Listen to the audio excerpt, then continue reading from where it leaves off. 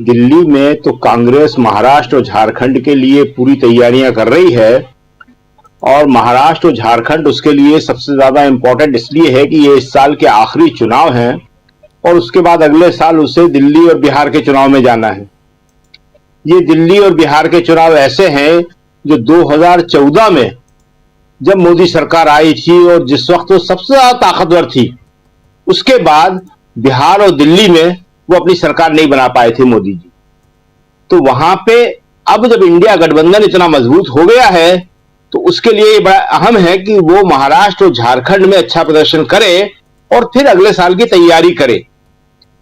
इसीलिए आज आपने देखा कि इंडिया गठबंधन को ताकत देने के लिए राहुल गांधी, प्रियंका खड़गे जी सब श्रीनगर पहुंचे थे और वहां पे उन्होंने सरकार में शामिल नहीं है लेकिन उमर अब्दुल्ला को अपना पूरा समर्थन उन्होंने दिया है और ये बहुत जरूरी था, क्योंकि वहां पे जो सरकार बनी है ये इंडिया गठबंधन की सरकार बनी है और इस इंडिया गठबंधन की सरकार में बाकी निर्दलीय, महबूबा मुफ्ती और सारे लोग शामिल हैं।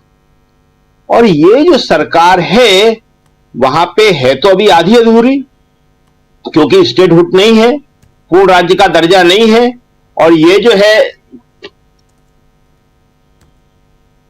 जी शकील जी डिस्कनेक्ट हो गए हैं, जैसे जुड़ते हैं हम उन तक आते हैं, लेकिन बहुत महत्वपूर्ण है जो बातें यहाँ कह रहे हैं शकील जी। उसमें आप देखिए, तस्वीरों में देखिए आप उमर अब्दुल्ला से के इस ओथ सेरेमनी में तमाम इंडिया दल के नेता मौजूद रहे। मल्लिकार्जुन खड़गे, प्रियंका गांधी, राहुल गांधी, अखिलेश यादव और उनके अलावा उधर महबूबा मुफ्ती, इनके अलावा आप सीपीआई के नेता डी राजा को आपने देखा, संजय सिंह को देखा, सुप्रिया सुले को देख रहे हैं आप। ये तमाम नेता यहाँ मौजूद हैं और बीजेपी के भी कई नेता इस कार्यक्रम में मौजूद थे। बीजेपी जम्मू कश्मीर की मैं बात कर रहा हूं, लेकिन एक सबसे बड़ी बात कि सुरेंद्र चौधरी को यहां पर डिप्टी सीएम बनाया गया है। ये वही चौधरी साहब हैं जिन्होंने बीजेपी के कद्दावर नेता, बीजेपी के जम्मू कश्मीर बीजेपी के अध्यक्ष रविंद्र रैना को हराया है नौशेरा से, उनको डिप्टी सीएम बनाया गया है। तो ये जम्मू कश्मीर की बात। लेकिन जब दिल्ली की बात हम करते हैं और दिल्ली में जो कुछ चल रहा है, जो हलचल चल रही है, वो हलचल क्या जम्मू कश्मीर और हरियाणा की तरफ उल्टी दिशा में है या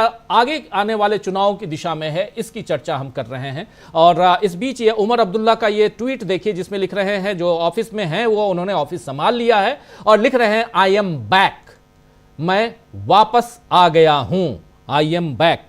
ये बात यहां कह रहे हैं उमर अब्दुल्ला और ये आप ट्वीट देख रहे हैं उमर अब्दुल्ला का। जरा आना चाहता हूं जल्दी से प्रेम कुमार जी आपके पास।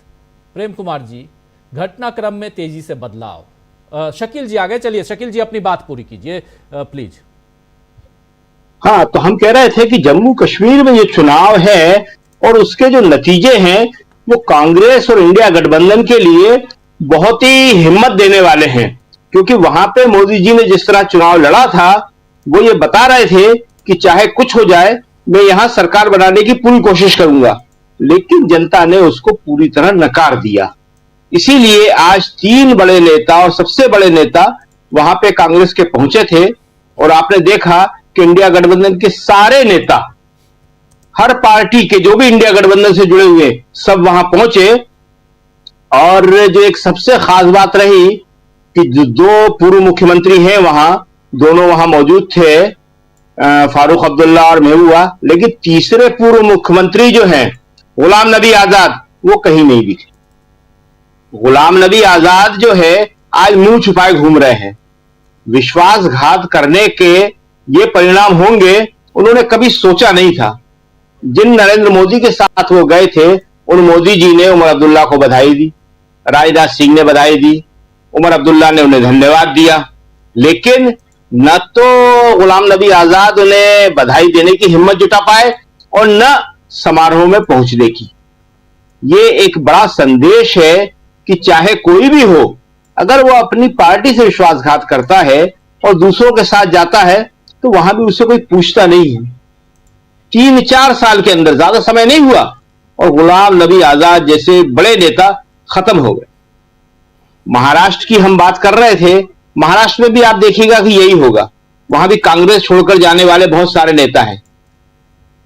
वहां पे जो है अशोक चव्हाण चले गए, संजय निरुपम चले गए और ये जो है और तो रहे नहीं, कृपाशंकर सिंह तो वहां से गुजरात उत्तर प्रदेश चले गए हैं, तो मिलिंद देवड़ा हैं।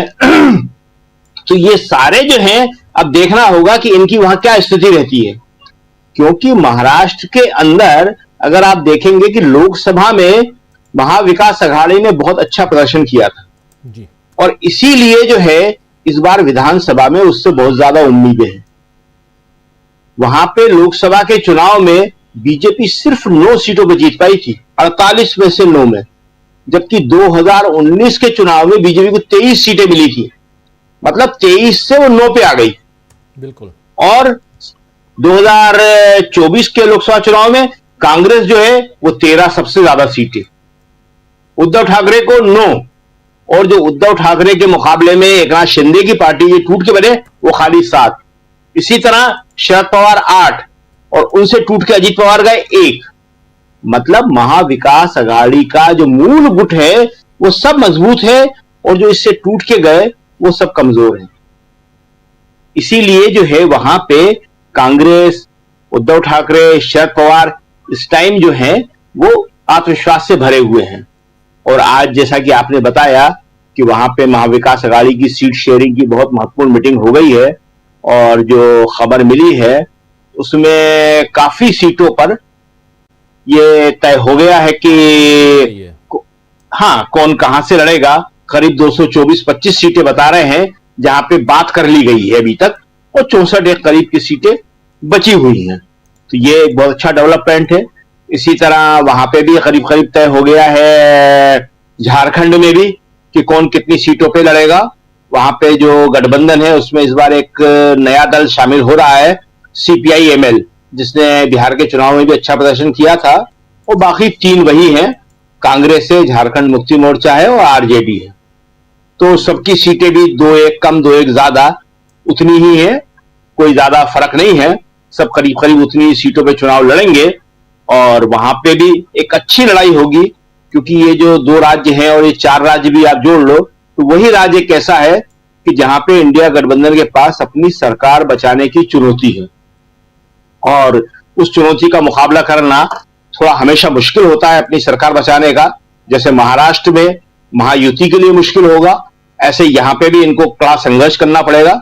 देखते हैं यहाँ झारखंड मुक्ति मोर्चा जो सबसे बड़ी पार्टी है वो किस तरह से प्रदर्शन कर पाती है, किस तरह से काम कर पाती है। उसने कोशिशें तो बहुत की हैं, जो महिला सम्मान निधि है वो उसने जस्ट डबल कर दी है वहां पे, और दूसरे काम जो हैं वो भी बड़ी तेजी के साथ वहां पे हो रहे हैं। सहानुभूति लहर जो है वो एक हेमंत सोरेन के पक्ष में चल रही है उनकी गिरफ्तारी की वजह से।